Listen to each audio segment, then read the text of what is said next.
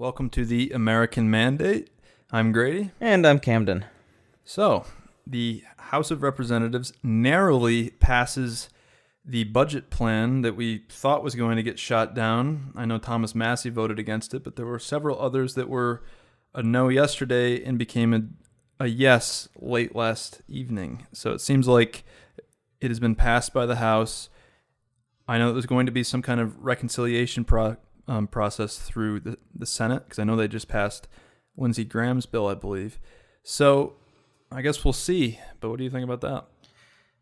I hate these bills and how unclear they are, because like every single source that you came to, like you and I discussed this off air about CNN had a different breakdown, The Hill had a different breakdown, Ben Shapiro had a different breakdown, and Thomas Massie was on a different stratosphere, it felt like, as far as what was going on. And not necessarily saying that Thomas Massie was wrong, but these bills are not clear. They're not meant for us normal folk. They're meant for them in Congress. And so, I mean, every time a new bill of these pass, I just think about Rand Paul with that huge stack of papers, just being like, how are we supposed to go through and read this? And I feel even worse when it comes to this. So I'm surprised. I guess I'm surprised it passed. Good on Mike Johnson doing his job. I don't like that it passed. I don't like what this package was doing. It's more so than pushing the deficit, because every president does that and just kicks the can down the road. The issue that I'm having with it is it's the same thing that happened with Donald Trump's first term, where he heavily increased the deficit. And yeah, we had a good economy, but there was no plan to actually figure out how do we deal with this debt. Yeah, he simply kicked the can down the road, as most Republicans do. They don't ever want to face the problem at hand. I think most Republicans are very fiscally irresponsible, even though they claim to be for less government and less spending and more cutting. I think the easiest example is Matt Gaetz talking about it. So all 4 years of Donald Trump was very much like, I'm voting for every single bill for Donald Trump. I'm pushing it forward, very clear about it. And also kind of hid away from the spotlight when it came to it. Immediately during Biden is like, it's fine, let's shut down the government. All Republicans were like, let's shut down the government.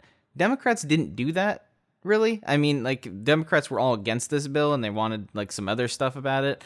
But the main driver in this bill was the Medicare thing, and I can understand the Democrats pushing back on that, because majority of Americans, even though I disagree, don't want Medicare care cut, don't want Social Security cut, don't want any of these projects even touched on. And that seems to be the only thing that was touched on as far as cutting goes. So I don't know. It's that kind of stuff is frustrating to me. Americans don't want these entitlement programs to be touched under any circumstances, and Trump has made assurances that they won't be, but it seems like the House of Representatives have only presented those programs to be cut. It is interesting because I'd love nothing more for these. I mean, I want Social Security to not exist. I think you agree, but it's just not realistic. Now listen, Mike Johnson has a very difficult job, and I think he's done a decent job so far in getting this bill through. It's just a bad bill, but as far as actually getting it through, that's a pretty... No, Mike Johnson's doing his job, which is to get what the Republican Congress wants and right. Getting that bill across the finish line. That's his job. And so I'm not mad at him. I mean, as you have pointed out countless times to me, he has a 3-seat majority. That's nothing in Congress. And without Massie, he only had a 2-seat majority. Yeah, and so I get it. But at the same time, that doesn't mean I can't comment on how bad this bill was. Yeah. It was a whole bunch of goals of being we have a plan to cut $2 trillion. We have a goal to cut. I think there was. But it definitely adds to the deficit. Oh, 100%. Did this one include a raising of the debt ceiling? I think it did, right? Yes, it did. Okay, so $4 trillion. That's the best thing that came out of this bill. Something like that. That's the best thing that came out of this bill was raising the debt ceiling. I don't like that, but it's genuinely necessary to avoid complete bankruptcy. Yes. Because we're approaching that at a rapid pace. No, so, we need to increase. And I feel like that was the only way to get it through is to put it in this, as Trump puts it, big, beautiful bill. We got to have one bill, because if we have individual bills based on, immigration, we need immigration funding, or we want to cut here, nothing's going to pass through Congress. But if you can corral all of the Republican caucuses to agree on one big bill that gives each of them a little something, That's how you get it through. Agreed. I don't agree with the bill at all, really. I mean, I agree with the objective to cut spending, but there was no real commitment to do that in the bill. The only thing I'm happy about is the raising of the debt ceiling, because it at least temporarily helps us right now. There was something in there about like how the committees are required to put to get to $2 trillion. That was the only part that I saw. And where else are they going to cut than these programs, right? Yes, and I mean, and that's why they pushed heavily for, as we talked about yesterday, about specifically pointing out Medicare. And I don't know why Republicans are like they're trying to hide away from that. And it's like, if that's what you want, just say it out loud. See, the thing is, I want it. I it's want just them bad to do politics. It's bad optics. It's bad politics. But if it happens, good. But also, Donald Trump said, as you said, specifically, we weren't going to touch that, and then he starts touching it. Now he's got the unfortunate position of endorsing this bill and saying those programs aren't going to be touched, but the bill itself says these programs are probably going to get touched. Most definitely. So it he might be able to say, "Oh, well, the Congress is the one that did this, not me," but he endorsed. It's Trump's the budget. bill. It's Trump's bill. Exactly. I mean, I know Johnson and Thune are the ones who are pushing this forward, and they're the ones who created the bills with Lindsey Graham and a couple of Republicans, but. Come on. Trump endorsed the bill. Trump pushed the bill. If Trump didn't want this bill to happen, it would be like other bills in the past where he called everyone in Congress and said, do not use this bill. Yeah. I agree. It's a bad bill. I think when it gets to the Senate, I don't actually, the way this works, reconciliation is essentially you have Lindsey Graham's bill, which is even worse in many ways, mainly because of Ukraine funding. But I believe because the Senate passed that one and the House passed this one, that they basically, Thune and Johnson have to come together and come up with a new bill that combines these bills together, and then they have to go back to both chambers to be voted on again. So maybe somehow two wrongs can make a right, but I just doubt it. I think both of these bills are going to come into an even worse bill, and that's going to, maybe I'm wrong. I hope I'm wrong. No, Congress is stupid. They're very stupid. And I think we can get into on that subject. You mentioned something about Florida. So I'll get into the Florida side in a moment. I kind of want to start out with the Maine side of things, because I think it's important of how we kind of lead into that. So, audience, you, Grady, can recall Donald Trump put out an executive order banning men from participating in women's sports. 90-10 issue. Yes, meaning trans-identifying folks, you're out. Majority of the country backed him on this, except Democrat Maine Governor Janet Mills, and decided to push back and won't enact this policy. Trump and her had this exchange where Trump said, I don't want to give you federal funding then, and Mills said, I'll see you in court. Trump was like, all right, can't wait for that. That should be easy. So that's the whole backdrop for this scenario. So Laurel Libby, Maine Republican representative, posted on her social media a photo of a teenager when he was competing in men's sports, and then a side-by-side to when he started competing in women's sports. The post basically said, another day, another instance of an unremarkable biological male athlete who couldn't win against other males dominating girls' sports. Fast forward a couple days, Maine Democrat leadership asked her to basically take down the posts, and she said no, so whatever, right? Yeah, that was kind of far from the end of this. Maine Democrats voted to censor Representative Laurel Libby, House Speaker Ryan Fecteau. Sorry if I mispronounced your name, but it's basically explain the censor order, which bars her from voting and speaking until she apologizes. So I want to play this clip for you just to kind of get a background of kind of how things were playing out. The chair understands that the member does not intend to submit an apology to the body. That is correct. The member will be in violation of House Rule 401, Part 11. The member will not be able to cast a vote or speak on the floor until the member has come back into compliance with House Rule 401, Part 11. The member may return to her seat. So, love that cough at the end. But for your information, basically the main House Rule 401 Part 11 is breach of rules. So when any member is guilty of a breach of any rules and orders of the House, and the House has determined that the member has violated a rule or order, that member may not be allowed to vote or speak unless, by the way of an excuse for this breach, until the member has been satisfied or satisfaction. I don't know what breach she breached, so she breached breaching, I guess. But basically, the main Democratic body and the speaker proceeded to constantly interrupt the representative during her defense. So sorry for this extended clip, but I believe it is important to hear exactly what was going on.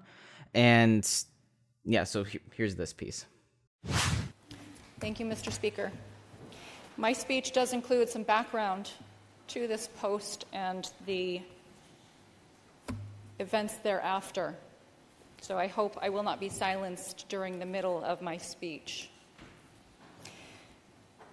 Mr. Speaker, ladies and gentlemen of the House, over the last 6 years, the Chief Executive and legislative Democrats have done as they pleased, ignoring the will of the Maine people.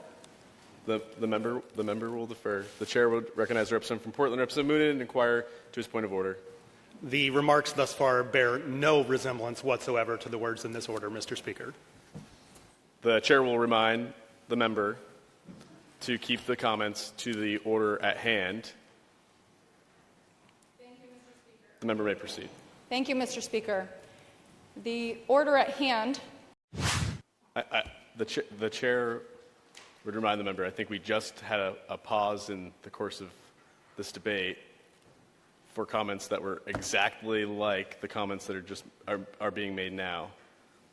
I would ask the member to try to get back to a course of debate that is similar to what members on her side of the aisle had already spoken to as it relates to whether or not it is appropriate to post photos of a child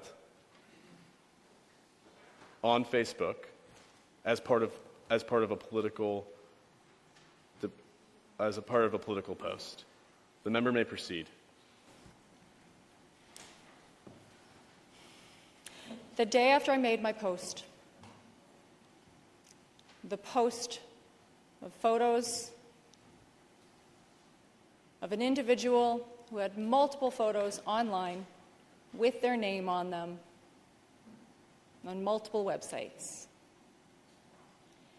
You emailed and called me to ask that I take my post down.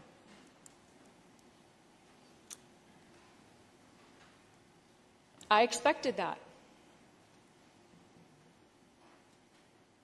After all, when you shine a spotlight on the truth, you can expect opposition. Mr. Speaker, may I finish? Maine girls will not get fairness in Maine. And when the woke left can't silence women, they cancel them. The representative will defer. The chair recognizes. So a lot of background here. The point. I'm sorry for just playing this long extended clip, but I think it's important to understand fully what was going on in this chamber. I would encourage everyone to listen to the full 10-minute video. I'm not going to play that all here. The point of order kept coming up because the claim was everything she was saying was irrelevant. She probably could have done with not adding the COVID stuff, and she kept doing this moral high ground thing with the Democrat side. Clearly, Maine Republicans have just had enough of this. Like, this was a constant thing. Even on points related to the issue of boys and girls sports, the Democrats claim it had no relevance, and she was being barred from voting and speaking due to posting publicly posted photos on a public event of a kid on social media. I'm sorry, I get there is some restrictions that you have to have in Congress to move things along slowly, and we don't want 30-minute speeches. But she didn't even get to finish a sentence on occasions and before being interrupted. For as much as the left talks about being authoritarian for this Trump regime, that Trump is Hitler, and how he is silencing voices by kicking out the AP from being on the Air Force One, I'm just sorry. Give me a break. I don't know what. I know I've talked a lot. What's your opinion on this whole situation?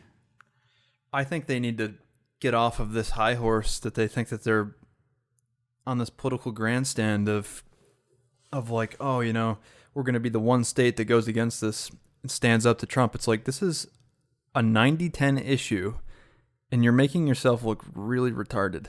Yes. And I would really love, for the Democrats to yield a little bit of ground back to sanity and just come to reality, man. This is a losing issue for you. And if you ever want to live or win any elected office ever again, yeah, if you ever want to live, if you ever want to win any elected office again, you need to kind of come back to reality. They're trying to do this thing because that's how far to the left that they have gone, that Democrats traditional are not even with them. The Democrat Party has completely left them. And point of order on every little thing. I mean, I understand like there was some things that she didn't need to say and she was grandstanding, but I wish she would get to the like she needed like to 30 get to the second point. Pauses. Yeah, I mean, at the end I understood it. Like she was doing that through the whole speech, but at the end she had to be like very careful about what she spoke, and then she's like, all right, I'm going to be cut off again. I'm just going to bull rush it. Yeah. But I mean, Democrats were not up in arms about it. They were like, yeah, a point of order, made sense, all of that. I want to contrast this with, it kind of flew under the radar, it seems like, but basically the same thing similarly happened to Representative Maxwell Frost, a Democrat representative from Florida. Yeah, they somehow snuck one in down there. But here's a piece from The Hill. House Oversight and Government Reform Committee Chair James Comer, Republican from Kentucky, threatened to remove Representative Maxwell Frost, Democrat of Florida, from a committee meeting Tuesday following a dispute over the Florida Democrat calling President Trump a grifter. People like the grifter in chief, Trump, and President Musk are openly using their public offices to enrich themselves to the tune of billions of dollars, Frost said during the meeting. That's a wild accusation. Yeah, right? Representative Frost basically just kept reworking and redoing his words, basically saying this is President Musk and attempting to throw grifter at the president any which way. And basically Representative James Comer argued that it was an ethical thing. It was like they're being disrespectful to the president, that they need to have decorum. So I want to basically play the ending piece to this. There was a whole exchange going through. Everyone should listen to the whole 3-minute thing. I don't want to misjudge what was going on with Frost, but I do want to play this ending because it just shows kind of just where our politics are at this point. The member is barred from further participation. Ms. Crockett, insulting people's appearance as well as trying to fight them isn't a problem.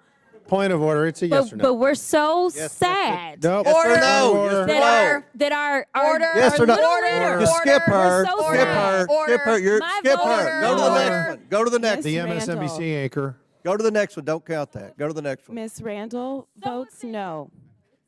Mr. Subramaniam. Mr. Subramaniam votes no. I want to say it's despicable that this committee is going to silence me for bringing The up gentleman's words have been Mr. taken Frost, down. He is not Mr. permitted to Frost. speak for the rest of the hearing. making millions of dollars. Mr. Mr. Ranking Member, I'm going to have the Sergeant at Arms remove him if he doesn't refrain. Why is this important to bring up? I'm sorry. Congress is just a clown show at this point. Representative Frost knew what he was doing. The squabbles back and forth from both sides were really ridiculous. Like the shouting match. I mean, that's where we needed some decorum. But then Frost kind of starts playing the victim at the end, acting like he did start the whole thing by reducing the chamber down to just name calling, basically. So contrast this with the Maine Representative Libby. It was just mixed as to know what they wanted her to do. Beginning point of order was silly. The middle of it I understood, but then the ending was just kind of a joke by the House Democrats. But whatever your opinion is, I would like to hear yours, Grady, but all you can gather from this is Congress is a joke. It's full of people who want 15 seconds of fame so they can put it in a campaign ad and get financing to get back into Congress. If we had to pick one or the other, Representative Libby was at least being silenced before she even spoke, like as we kind of played before, and then she went on a speech about silencing. So she was kind of getting unfairly prosecuted against. Also, just a side note, that speaker with going against Representative Libby, my goodness, I know I'm not a public speaker, but like you need to recuse yourself from that position. Like that was just flat out embarrassing. Like he was stumbling over like just basic words, and I'm like, the speaker position is a very powerful position, no matter if it's in the House of Representatives in Maine. Like you gotta have some speaking chops. But I don't know. What's your thoughts of this whole thing? Well, it kind of on the speaker point. When they were putting up Rick Scott, I thought my first thought was, I've listened to interviews with Rick Scott. He's not a public speaker. Let's get somebody else.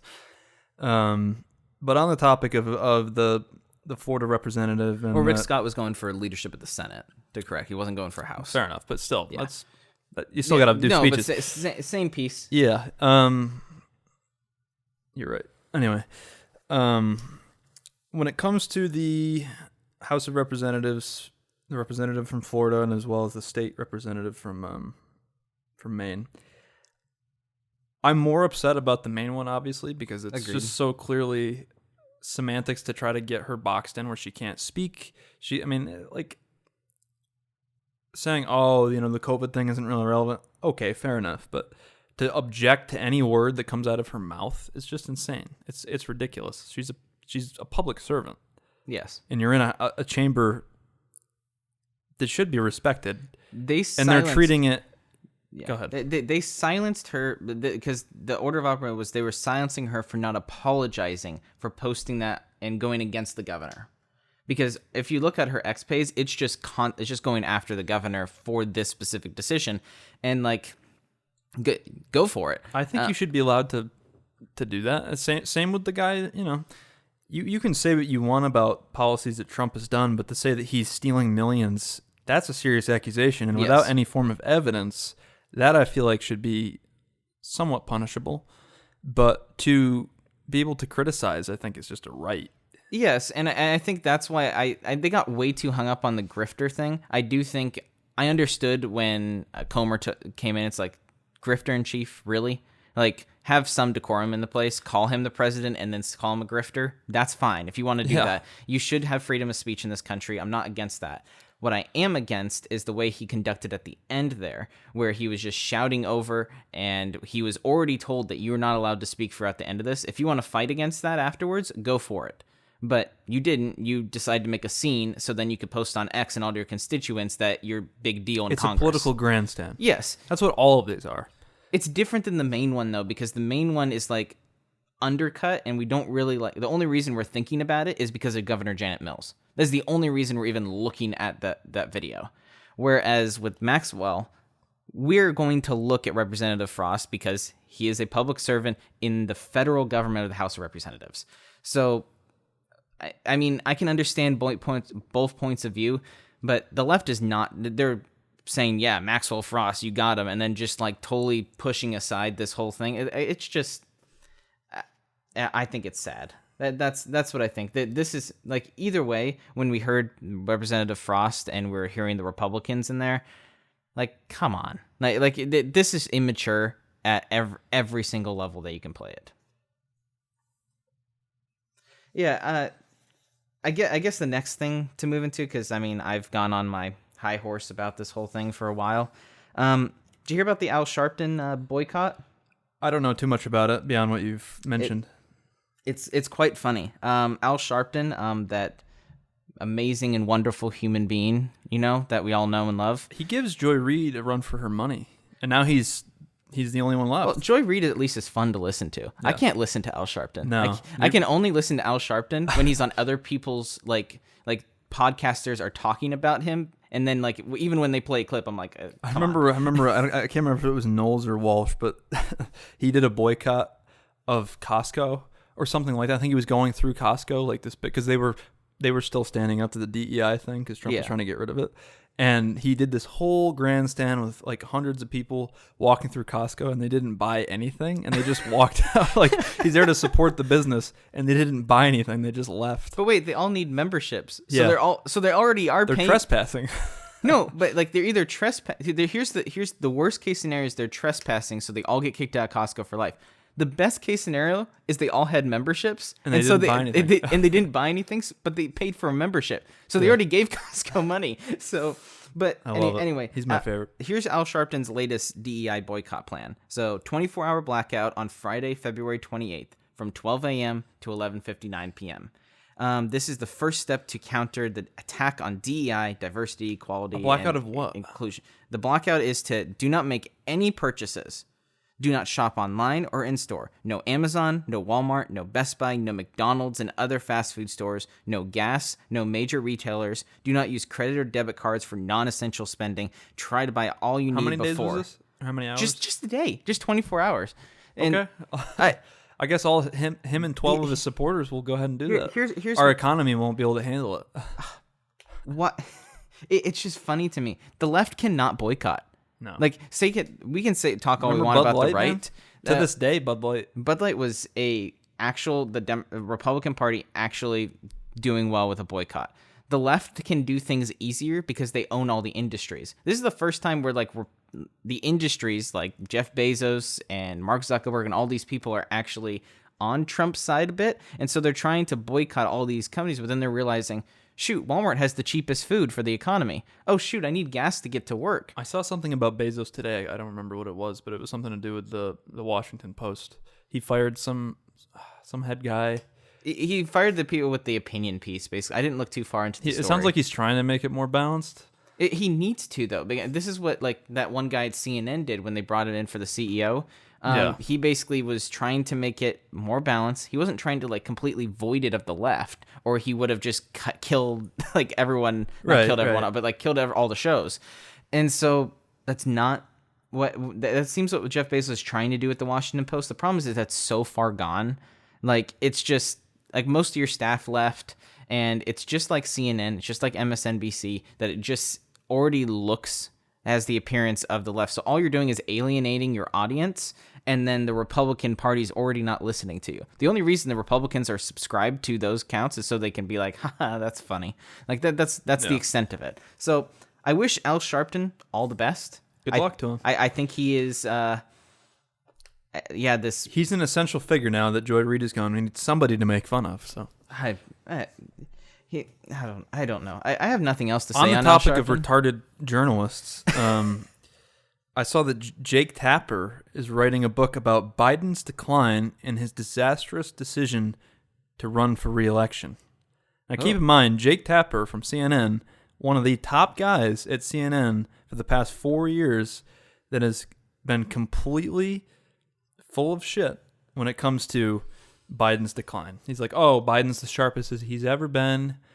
He could not be sharper. He's on top of his game. He behind closed doors, he's doing somersaults, and I mean, he's just, he's the guy. Yes. And then the second that debate happened, flipped the script. And now that Trump won the election, Jake Tapper is now writing a book about how bad Biden has been the past 4 years and why he shouldn't have run again. Jake Tapper's always been this way, though, where he toys the line. He stands on the line very thinly. He will very much. He's pushing Democrat issues, but he tries to throw a bone to the Republican Party once in a while. He's like a Chris Cuomo. Yes, very much like a Chris Cuomo. I mean, I remember none of the counties, that whole piece. That's my favorite video from that night. It's his favorite video of him. But the whole book thing, I mean, dude, come on. No one's going to read it after the report. It's I remember when I bought the Mueller report during the Trump era, and then I went. Oh, you bought it? Yeah, I bought the whole thing because I was going to read it, and I read parts of it, and I was like, oh, this is just anyway. It's a nothing burger. It's a nothing burger thing. But then I went into a third party store to turn it in and be oh, give me some money for it. I was expecting $1, and then this guy, clearly a Democrat, stared right at me, and he was like, no one cares about this anymore, and then put it in front of me, and I was like, man, this really pissed you off, didn't it? So this book was supposed to attack me, and it pissed you off more. So because there's nothing in it. But it's the same thing. No one cares about this thing with Biden anymore. People are going to talk about it when they do a whole biography of Biden's life, and they talk about the president, or they go over the 4 years of his presidency, and they're going to talk about it. But just to come from him is just so intellectually dishonest. He spent years gaslighting the American people about how great Biden was, and then the second Trump wins the election, it becomes clear that they were lying the whole time. He tries to flip the script and say, oh yeah, I always knew that Biden was bad. Yes. Okay, so you were lying? You should be fired. No, 100% agree. It's sad. That's what it is. It's sad. It's pathetic, and I wish him well. I hope the book does well. At least Jake Tapper you can listen to. I mean, I can't listen to Rachel Maddow. As much as she's joke like nails about on a chalkboard. It's so funny. And Joy Reid at least. Did you see her reaction to Joy being fired? Yes. It's great. Oh no, it was. And Joy's reaction was great too. The tears. My show had value. Dude, did you hear the numbers she was doing? No. Take an estimate on what you think Joy Reid's viewership was on any given night. major network, at least 100,000. 40,000. That's like a small podcast, dude. Dude, we might be able to get there in a couple months. I think we will. Yeah, that's our goal. So help us get over Joy Reid numbers at MSNBC. Isn't that just disgraceful? No, that's and how that's long they pretty kept sad. her on. I mean, MSNBC has had that issue of talent. Like the fact that their main person is Rachel Maddow, who makes 25 to 30 million a year, is insane. Like, yeah, that's ridiculous. At least CNN has people that I'm like, okay, these are prominent people, and CNN for some reason hasn't like totally like. You need to give that Scott guy his own show. Yeah, that won't happen. Jennings is not going to get his own show. No, he should though. They would do good numbers. That's the only reason that show does any good numbers. Nobody watches it for what's her name. No, we watch it for Jennings. Yeah. I love Scott Jennings. Me too. Final topic I wanted to touch on today. Before I wrap up, this one's already running a little long. Trump and Elon Musk dominated basically the first cabinet meeting. Coming from NBC, Trump's cabinet members were largely supportive spectators as president gave the floor to his advisor and then discussed his agenda and several grievances for about an hour. Here, I want to play this a little bit. Here's Musk speaking with reporters in the cabinet meeting from Wall Street Journal. I think that email perhaps was best interpreted as a performance review, but actually it was a pulse check review. Do you have a pulse? But what we are trying to get to the bottom of is we think there are a number of people on the government payroll who are dead, which is probably why they can't respond. Roughly 1 million employees have responded so far to this email. Does that mean that the remaining 1 million or so federal employees now risk being terminated? But our goal is not to be capricious or unfair. We want to give people every opportunity to send an email. And the email could simply be, what I'm working on is too sensitive or classified to describe. Like literally just, that would be sufficient. I think this is just common sense. And what is your target number for how many workers, employees you're looking to cut total? We wish to keep everyone who is doing a job that is essential and doing that job well. But if the job is not essential or they're not doing the job well, they obviously should not be on the public payroll.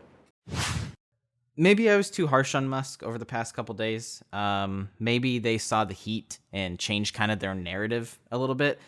I do think things are clearer now. I still think Musk is overstepping his bounds. I think we just got all these cabinet people in, but I think it's a lot more clear as to the reasoning behind Musk doing the email. Also, watching that hour-long ramble of Trump with a few, bits of legitimate information, we found out that this email thing was direct from the president. This wasn't just Musk responding to Trump saying, be more aggressive, and then he did it. It was pretty clear that he asked Trump, should I send this email out? And Trump said, absolutely, go for it. And it seems like there was no communication between his cabinet that this email was going out.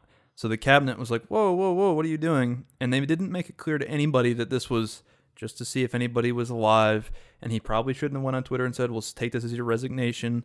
I don't think that was done very well, but it seems like the policy of just saying like, hey, are you even paying attention to your email? That makes sense. And I do approve of that.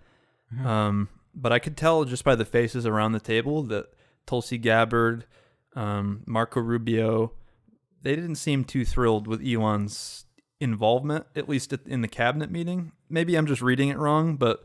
No, I mean, like, if I get hired for, say, a manager job, and the store owner says, like, you're in charge of managing, right?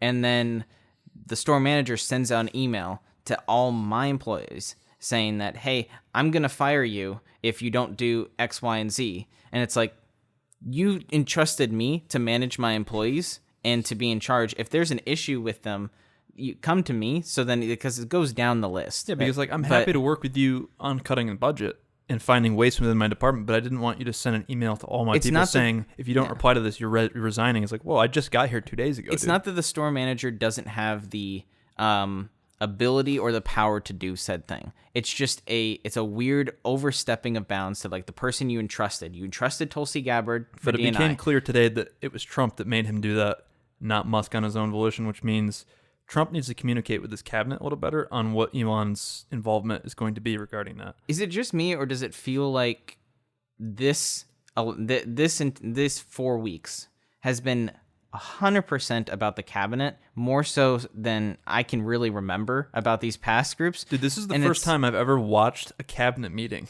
Yeah.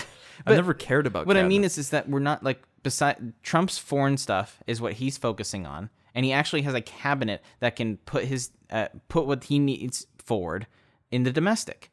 And so we're actually watching everything that has to do with politics. Like, take it, like, say, let's go, Kash Patel is not qualified. Kash Patel not, like, being put in there and being outrageous, the left reaction to it, has made you now want to watch every move Kash Patel makes. Same thing with Tulsi Gabbard, same thing with RFK. And so, if anything, we're able to hold these people more accountable.